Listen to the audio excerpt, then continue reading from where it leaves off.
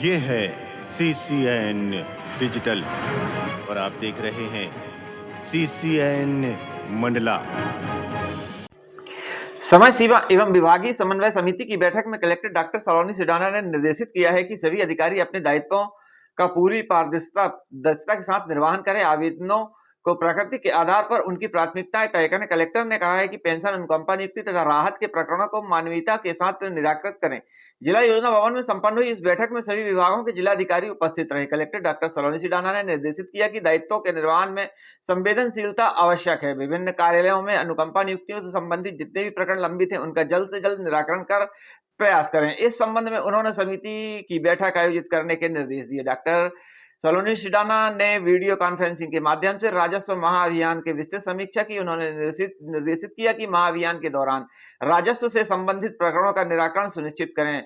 अभियान के प्रकरण में निराकरण पर फोकस करें, योजना बनाकर कार्य करें। इस संबंध में उन्होंने दैनिक तथा साप्ताहिक लक्ष्य तय कर कार्य करने के निर्देश दिए।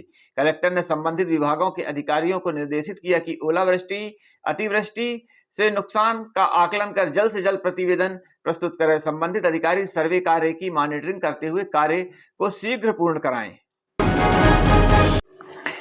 सोमवार को नर्मदा जयंती के आयोजन हेतु वन परिवार की संयुक्त बैठक आयोजित की गई। बैठक में एनडी लोमस उप वन मंडलाधिकारी जगमंडल की अध्यक्षता में संपन्न हुई। बैठक में निर्णय लिया गया कि वन परिवार मंडला द्वारा प्रतिवर्ष अनुसार नर्मदा जयंती के पावन पर्व पर सर्किट हाउस के सामने विशाल भंडारे का आयोजन किया जाता है। इस वर्ष भी 16 फरवरी 2024 दिन शुक्रवार को नर्मदा जयंती के दिन वन परिवार मंडला द्वारा स्थानीय सर्किट हाउस मंडला के सामने विशाल भंडारे का आयोजन किया जाएगा। भंडारे का शुभारंभ प्रातः 9 बजे मां नर्मदा की पूजा अर्चना के पश्चात प्रारंभ किया जाएगा।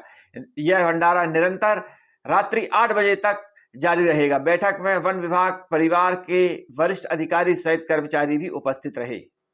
जो भंडारा वहां बनता है सबसे ज्यादा महत्वपूर्ण भूमिका वहां वाले की होती है, क्योंकि अब जैसे मैं हूं तो मैं 24 घंटे तो दौड़ता हूं 3 दिन पहले से, लेकिन फिर क्या होता है कि वो 3 दिन में मतलब इधर भी उधर ये भी देखना है कि वहां गाड़ियां आए तो एकदम सामने तो नहीं खड़ी होगी, मतलब बड़ी मारामारी वाली स्थिति रहती है। तो वो जो एक पश्चिम है ना, वो मुखिया के रूप में है और वो अपना कार्य संपादन ये मान के करे कि ये मेरा ही डिसीजन का। जैसे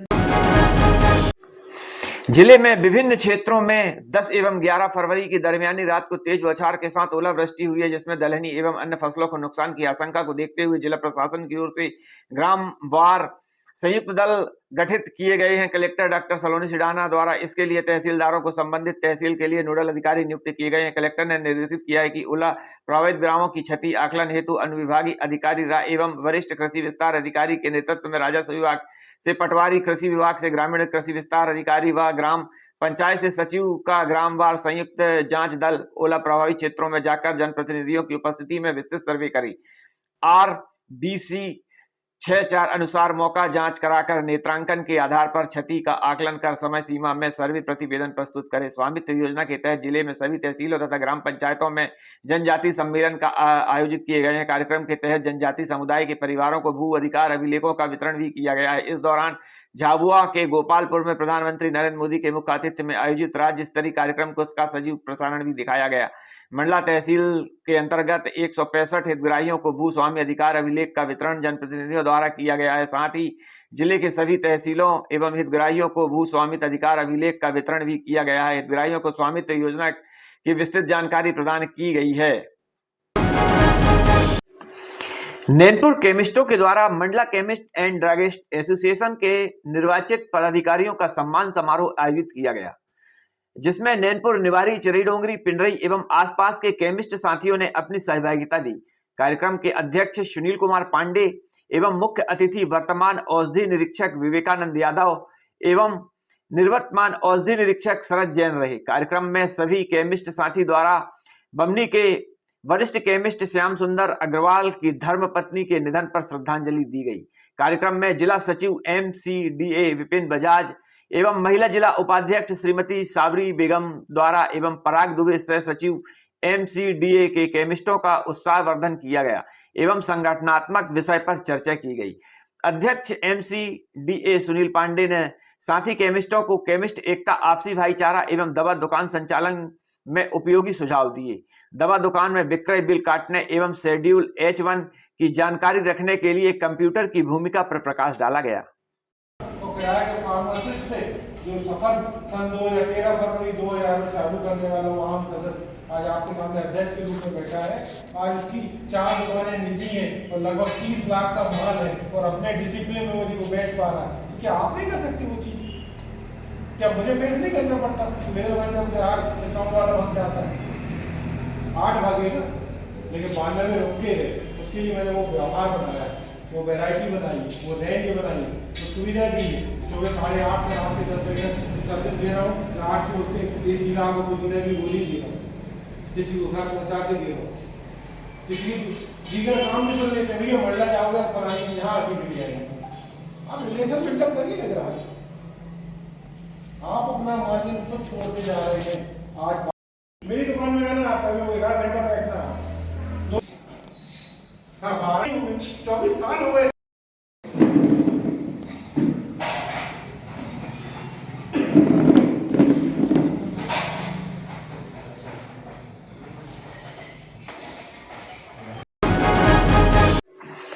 खनिजों के अवैध उत्खनन, परिवहन तथा भंडारण पर प्रभावी रोकथाम हेतु मध्य प्रदेश शासन खनिज साधन विभाग के प्राप्त निर्देशों का अनुपालन में कलेक्टर मंडला के निर्देशानुसार खनिज विभाग मंडला द्वारा खनिजों के अवैध उत्खनन, अवैध परिवहन तथा अवैध भंडारण के विरुद्ध सतत रूप से कार्रवाइयां की जा रही हैं। इसी परिप्रेक्ष्य में तहसील मंडला के अंतर्गत खनिज रेत एवं मुर्रम के अवैध उत्खनन, परिवहन में संलिप्त वाहन क्रमांक UP 64 AT 3127 7 फरवरी को 2024 एवं वाहन क्रमांक MP 51 AB 3162 को खनिज विभाग द्वारा जब्त कर शासकीय अभिरक्षा संबंधित थाना मंडला एवं थाना बमनी की सुपुर्दगी में दिया गया है।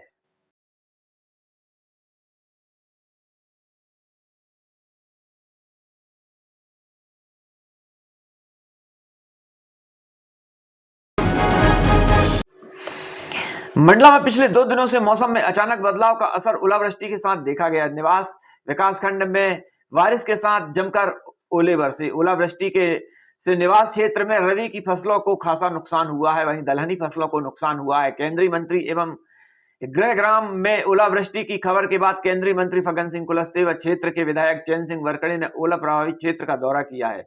बताया गया कि अचानक ही बारिश के साथ ओले गिरे, जिससे गेहूं, दलहन, रबी की फसल प्रभावित हुई है, जिससे किसानों को बहुत नुकसान हुआ है। खबर लगते ही केंद्रीय मंत्री फग्गन सिंह कुलस्ते, क्षेत्रीय विधायक चैन सिंह वरकड़े ने ओला प्रभावित क्षेत्र का दौरा किया।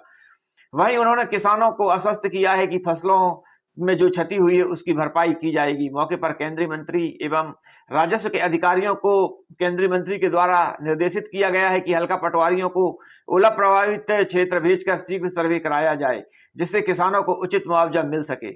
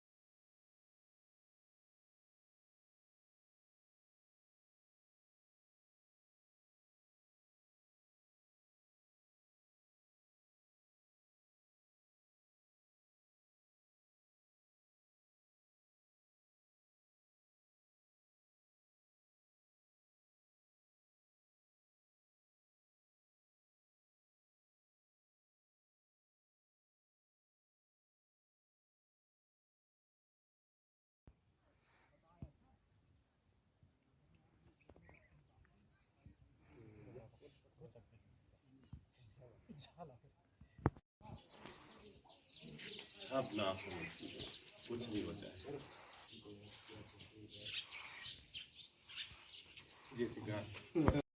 हेलो, नमस्ते।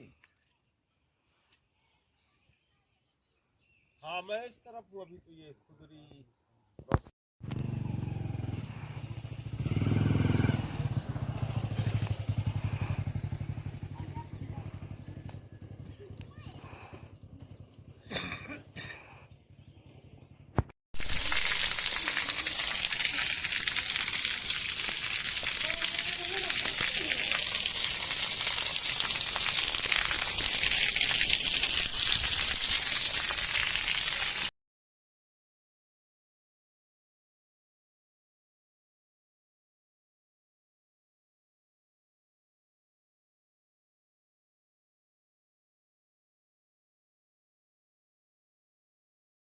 देखिए, लगभग सुबह 4:30-5 बजे के आसपास हल्की बारिश के साथ इतने बड़े बड़े ओले गिरे कि लगभग 1 किलो आधा किलो साइज के ओले गिरे, जिससे बहुत ज़्यादा क्षति हुई है निवास के आसपास बहुत सारे गाँवों में।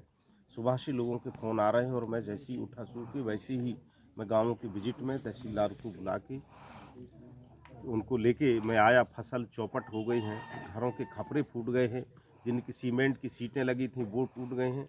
मेरे घर में भी घर के बाहर गाड़ी खड़ी थी, उसके कांच टूट गए, ऊपर का उसका रेलिंग टूट गया। ऐसे बहुत सारे लोगों का बहुत ज़्यादा नुकसान हुआ है। मैं राजस्व विभाग के अधिकारियों से भी संपर्क करके उनको मैंने कहा है कि आप हल्का वाइज पटवारियों को भेज के और अपना सर्वे कराएं ताकि किसानों को उचित उनको मुआवजा मिल सके, राहत मिल सके। ये हमने उनको निर्देश दिया है। आज रात में सब डिवीजन निवास क्षेत्र में और मंडला जिले में जहाँ पर ओले से जो किसान प्रभावित हुए हैं, प्रशासन को मैंने कहा है कि उनका व्यवस्थित जांच पड़ताल करके परीक्षण करके जो उचित सहायता हो सकती है उसकी रिपोर्ट बना करके शासन को भेजें ताकि हम किसानों को मदद कर सकें। ऐसा निर्देश कलेक्टर को और सब डिवीजन के जो राजस्व अधिकारी है उन सबको निर्देश दिया है और तत्काल इस पर कार्रवाई सुनिश्चित करें ताकि कोई भी किसान जो भी प्रभावित हुआ है उसको सहायता जो दे सकते हैं सरकार की ओर से उसके बारे में कार्रवाई की जा सके। ऐसा निर्देश प्रशासन को, जिला कलेक्टर को, अनुविभाग अधिकारी को दिया है। जिले में रेत की आपूर्ति न होने से निर्माण कार्य में लगे मजदूर, ठेकेदार, परिवहन व निर्माण कार्य में अन्य जो सामग्रियां लगती हैं उनके भी बिक्री को खासा प्रभाव पड़ा है और इससे लगे हुए लोग परेशान हैं। बता दें कि रेत के टेंडर सस्पेंड होने से रेत का उत्खनन नियम अनुसार बंद है। वहीं नियम विरुद्ध रेत का परिवहन उत्खनन कार्य में सरलता से उचित रेट में रेत नहीं मिल रही है। जो रेत मिल रही है वह भी चोरी की रेत आ रही है और अत्यंत महंगी रेत है, जिससे निर्माण कार्य प्रभावित हो रहे हैं व बंद हैं। इन्हीं समस्याओं को लेकर जिले के मजदूर संघ व सदस्यों ने कलेक्टर को आवेदन देते हुए रेत की आपूर्ति की मांग की है कि समय पर रेत की आपूर्ति की जाए, जिससे कि निर्माण कार्य में लगे मजदूरों को व निर्माण कार्य में लगी सामग्री की बिक्री करने वालों को राहत मिल सके।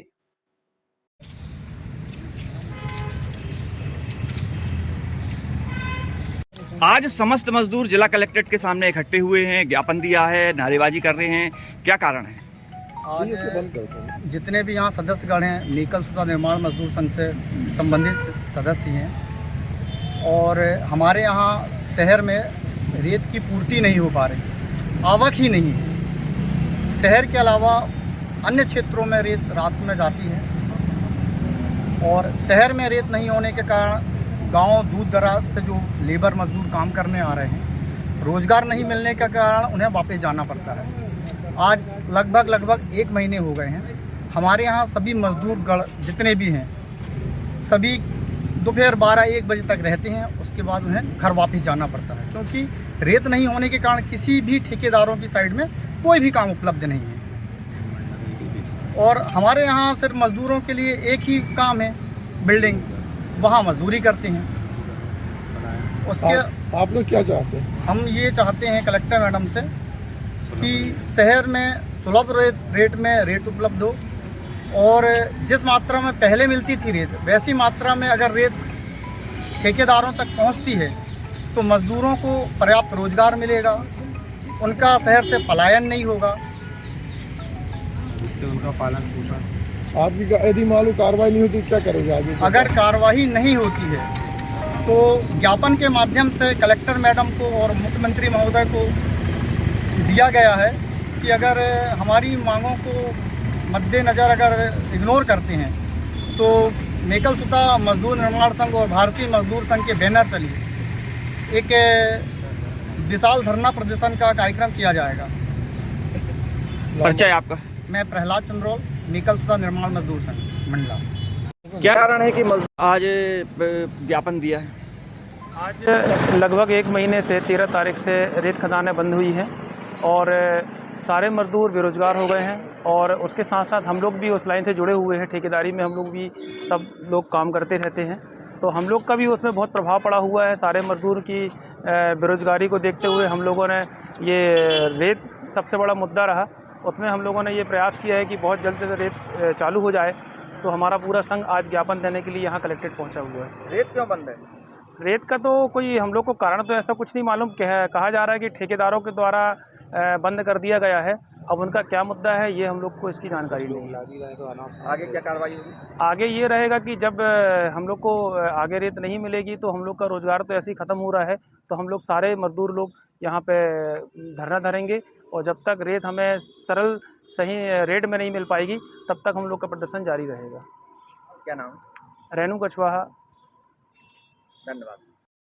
मजदूर संघ के द्वारा ज्ञापन दिया गया है, किस बात को लेकर? सर रेत जो है पिछले 13 तारीख से रेत बंद है शहर में, तो मजदूर लोग बहुत परेशान हैं, मजदूरी मिल नहीं पा रही है।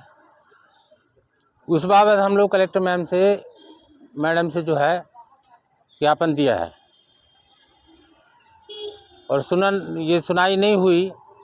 अगर कोई कार्यक्रम नहीं हुआ, इसको तोड़ नहीं मिला तो फिर धरना के लिए हम लोग तैयारी कर रहे हैं।